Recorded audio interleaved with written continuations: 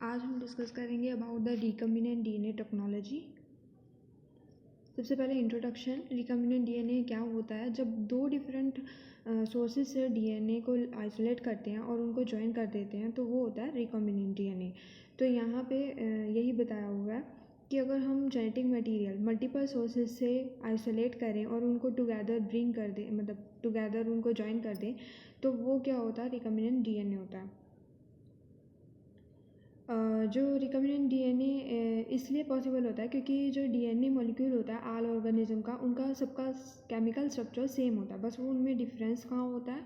Nucleotide sequence में difference होता है, बाकी केमिकल स्ट्रक्चर सेम होता है। इसीलिए दो या मल्टीपल सोर्सेज से डीएनए आइसोलेट करके उनको जॉइन किया जा सकता है। अब रिकम्बिनेंट डीएनए मिलेगा कैसे आइसोलेट करेंगे? पहले तो जो डीएनए फ्रैगमेंट जिसके अंदर एक जीन ऑफ इंटरेस्ट है तो उसको हम आइसोलेट करेंगे ऑर्गेनिज्म से, फिर हम उस डीएनए को कट करते हैं।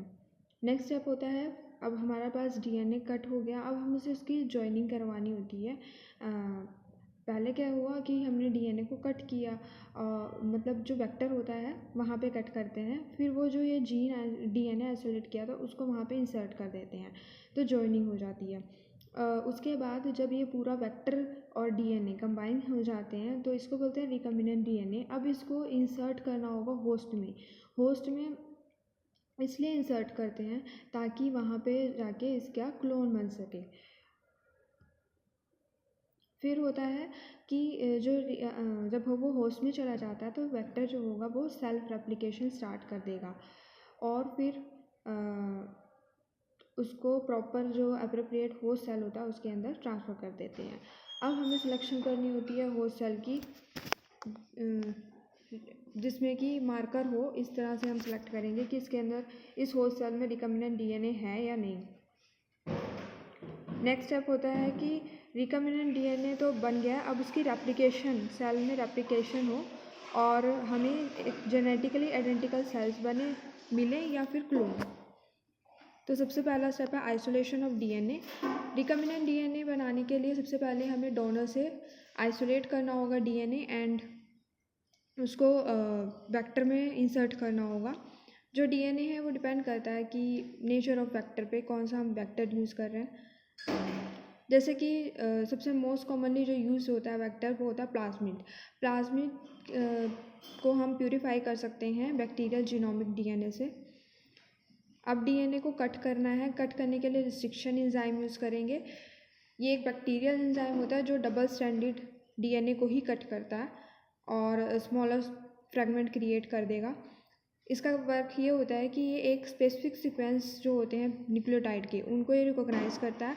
उसके बाद ये डीएनए को कट करता है एक स्पेसिफिक साइट पे उन सीक्वेंस के विद इन, और फिर स्टिकी या फिर ब्लंट एंड क्रिएट कर देता है।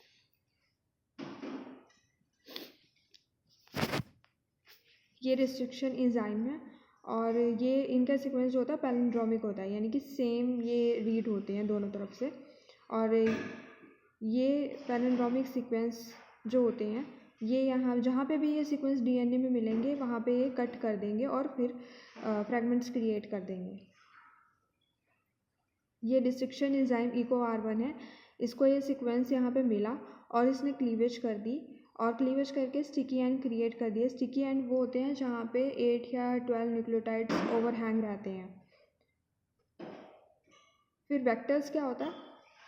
वेक्टर्स में कई वेक्टर आते हैं, जैसे प्लाज्मिड वेक्टर आता है, फिर नेक्स्ट वेक्टर आता है बैक्टीरियोफाज वेक्टर। इसमें 2 टाइप के होते हैं, लैम्डा एंड M13। थर्ड होता है cosmid vector. Fourth bacterial artificial chromosome. Fifth होता है ईस्ट आर्टिफिशियल क्रोमोसोम। अब इनकी अलग अलग फीचर्स हैं और कितना कितना इनमें डीएनए इंसर्ट कर सकते हैं और क्या क्या एप्लीकेशंस हैं। जैसे जो प्लाज्मिड होता है उसमें 6 to 12 KB तक का फॉरेन डीएनए, यानी जो हमने डोनर से लिया है डीएनए, वो इंसर्ट कर सकते हैं। इसकी मेनली एप्लीकेशन होती है डीएनए क्लोनिंग, प्रोटीन एक्सप्रेशन या फिर सब क्लोनिंग, डायरेक्ट सीक्वेंसिंग में। और इसकी लिमिटेशन ये होती है कि एक तो इसमें लिमिटेड अमाउंट तक का हम साइज, मतलब जो फॉरेन डीएनए है वो इंसर्ट कर सकते हैं। कॉपी नंबर भी इसमें प्रॉब्लम होती है, लो कॉपी नंबर होता है। प्रोटीन का जो एक्सप्रेशन है वो लिमिटेड अमाउंट में ही होता है और रेप्लिकेशन जो है वो सिर्फ बैक्टीरिया तक ही रिस्ट्रिक्टेड होती है। तो ये कुछ लिमिटेशन है इसकी। नेक्स्ट होता है बैक्टीरियोफाज। इसमें हम बैक्टीरियोफाज क्या होते हैं, वो वायरसेस जो अटैक करते हैं बैक्टीरिया पे, और इसमें हम 25 KB तक का फॉरेन DNA इंसर्ट कर सकते हैं। इसमें एप्लीकेशन होती है कि जब भी कोई cDNA लाइब्रेरी बनानी हो, जीनोमिक लाइब्रेरी बनानी हो, तो उसके लिए इसका यूज़ होता है। इसमें भी क्या होता है, पैकिंग लिमिट है। DNA जो इंसर्ट होगा उसका स्मॉल साइज रहता है, स्मॉल साइज का इंसर्ट कर सकते हैं। फिर सेकंड जो लिमिटेशन है वो है कि होस्ट में रेप्लिकेशन की प्रॉब्लम आती है। थर्ड टाइप का होता है कॉस्मिड। इसमें 35 KB तक का DNA इंसर्ट कर सकते हैं, 35 से 40, और इसका यूज़ होता है cDNA एंड जीनोमिक लाइब्रेरीज बनाने में।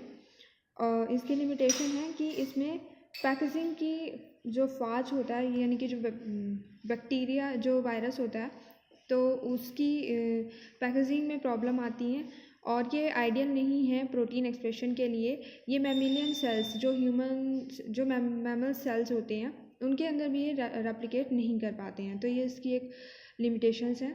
फिर नेक्स्ट आता है बैक्टीरियल आर्टिफिशियल क्रोमोसोम। ये भी सर्कुलर होता है, और इसका साइज क्या होता है कि इसमें जो हम इंसर्ट कर सकते हैं वो 300 KB तक का इंसर्ट कर सकते हैं फॉरेन DNA। इसका जो यूज़ होता है वो जीनोमिक लाइब्रेरी बनाने में और लार्ज DNA फ्रेगमेंट को क्लोन करने में यूज़ होता है। फिर इसकी कुछ लिमिटेशन है कि जो इसमें रेप्लिकेशन होगी वो सिर्फ बैक्टीरिया में ही होगी, इसको प्रोटीन एक्सप्रेशन के लिए भी यूज़ नहीं करते हैं। नेक्स्ट है ईस्ट आर्टिफिशियल क्रोमोसोम। ये सर्कुलर होता है, इसमें 200 से लेके 2000 KB तक का फॉरेन DNA इंसर्ट कर सकते हैं। इसको भी यूज़ किया जाता है जीनोमिक लाइब्रेरी कंस्ट्रक्शंस में एंड क्लोनिंग करने के लिए लार्ज DNA फ्रेगमेंट। ये ग्रो कर सकते हैं ईस्ट के अंदर, बट बैक्टीरिया में इसको यूज़ नहीं होता है, तो ये इसकी लिमिटेशन है।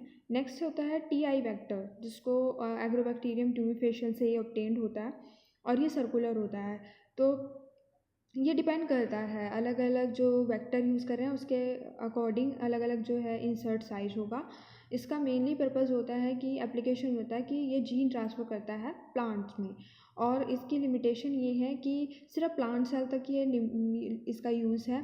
इसमें जो रिस्ट्रिक्शन साइड है, नंबर ऑफ़ रिस्ट्रिक्शन साइड, वो रैंडमली डिस्ट्रीब्यूटेड है, और लार्ज साइज ऑफ वेक्टर इसको ईजिली मतलब मैनिपुलेट नहीं किया जा सकता है।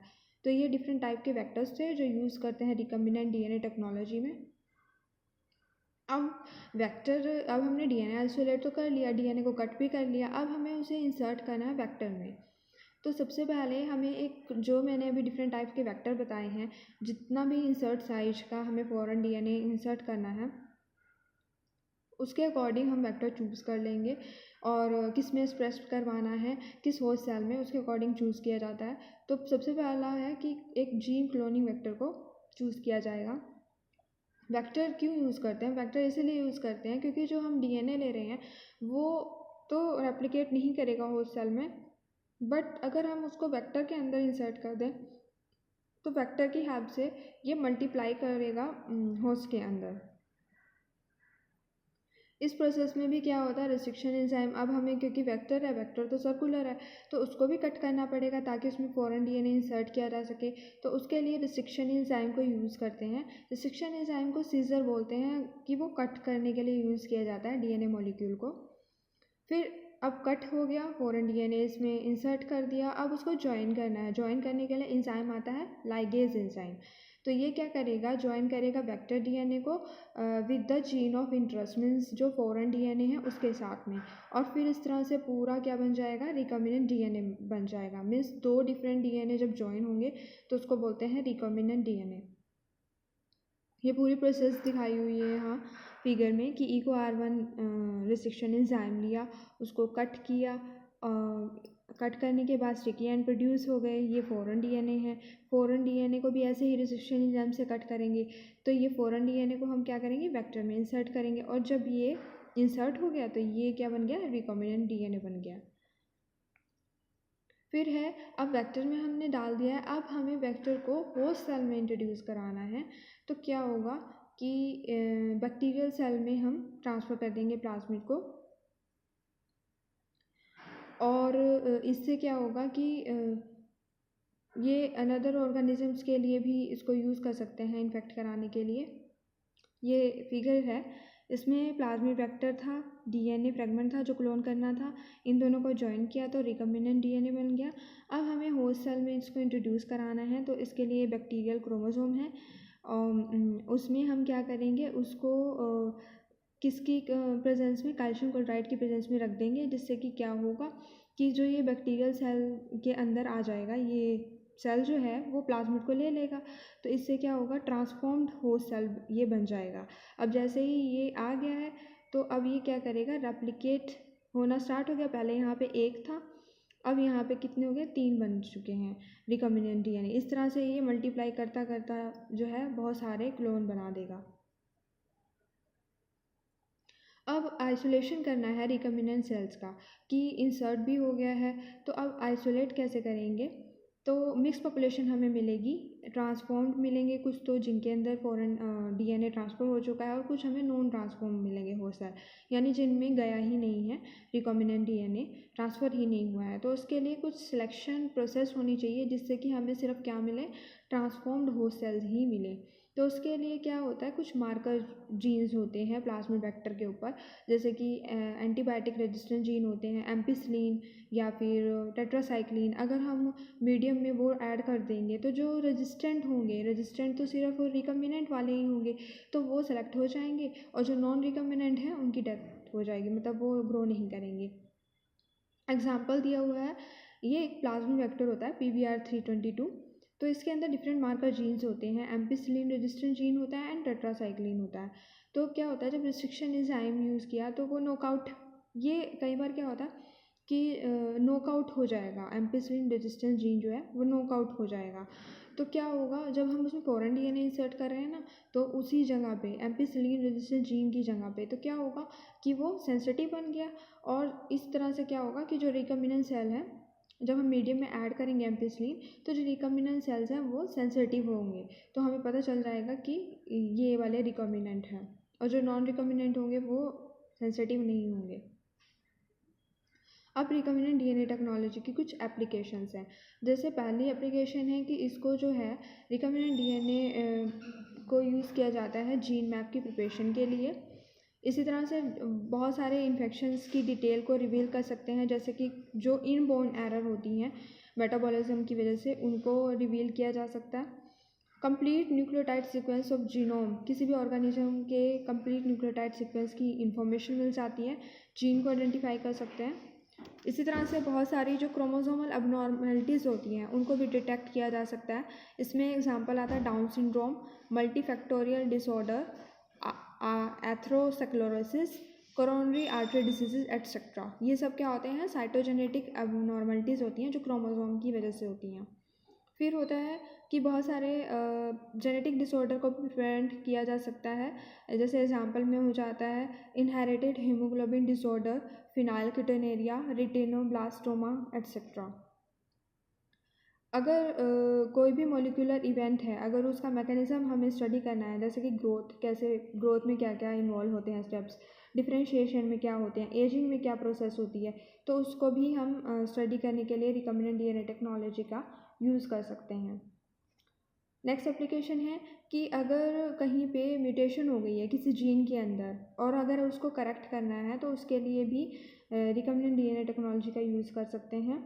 जेनेटिकली मॉडिफाइड ऑर्गेनिज्म को प्रोड्यूस करने के लिए, ट्रांसजेनिक अगर हमें बनाने हो, अगर मुझे ड्राउट रेजिस्टेंट कोई प्लांट बनाना है, तो उसके लिए हम एक फॉरेन जीन ऐसा लेंगे जो ड्राउट रेजिस्टेंस के लिए रिस्पॉन्सिबल है, उसको इंसर्ट करेंगे वेक्टर में, एंड देन उसको होस्ट में, होस्ट प्लांट सेल हो सकता है, उसमें ट्रांसफ़र कर देंगे, तो क्या होगा कि जो वो हमारा प्लांट सेंसिटिव था, अब वो क्या बन जाएगा, रेजिस्टेंट बन जाएगा, ड्राउट रेजिस्टेंट। तो इस तरह से जेनेटिकली मॉडिफाइड ऑर्गेनिज्म या फिर प्लांट्स, एनिमल प्रोड्यूस कर सकते हैं। जीन थेरेपी में भी इसका यूज़ होता है। अगर मान लो कि एक नॉर्मल जीन था और उसमें कुछ म्यूटेशन हो गई, तो वो क्या कर रहा है, वो अपना प्रॉपर फंक्शन परफॉर्म नहीं कर पा रहा है, तो फिर क्या किया जा सकता है कि उस डिफेक्टिव जीन को एक हेल्दी जीन जो फंक्शनल होगा उसके साथ रिप्लेस कर देंगे। इस पूरी प्रोसेस को बोलते हैं जीन थेरेपी। जैसे एग्जांपल है सिकल सेल अनीमिया। इसमें क्या हो जाता है, जो आरबीसी की शेप होती है वो चेंज हो जाती है। इसी तरह से severe combined immuno deficiency disease SID, इसमें भी क्या हो जाता है कि इस जीन के अंदर डिफेक्ट आ जाता है जो इनकोड कर रहा होता है एडिनोसिन डीअमीनोज को। तो इस तरह से क्या होगा, अगर हम इस डिफेक्टिव एंजाइम को नॉर्मल से रिप्लेस कर देंगे तो फिर ये भी हम इसको जीन थेरेपी बोलते हैं, तो ये भी रिकम्बिनेंट DNA टेक्नोलॉजी से पॉसिबल है। नेक्स्ट एप्लीकेशन है कि new strain of plant produce कर सकते हैं, जिससे कि क्या होगा, जो फूड एंड क्रॉप यील्ड होगी वो इंक्रीज़ होगी। मैंने अभी बताया कि ड्राउट रेजिस्टेंट प्रोड्यूस कर सकते हैं, इसी तरह से वायरस रेजिस्टेंट, इसी तरह से हर्बिसाइड रेजिस्टेंस। तो बहुत सारी एप्लीकेशन है इसकी प्लांट में। एग्जाम्पल है टोमेटो एंड हॉर्नवॉर्म्स। अगर जीन ट्रांसफ़र कर दें जो इनकोड कर रहे हो ऐसे एंजाइम को जो हॉर्नवॉर्म्स के लिए हार्मफुल हो, तो क्या होगा कि जो टोमेटो प्लांट थे वो बच जाएंगे इन पेस्ट से, हॉर्नवॉर्म से वो बच जाएंगे। तो ये सारा डिस्कशन था about the recombinant DNA technology.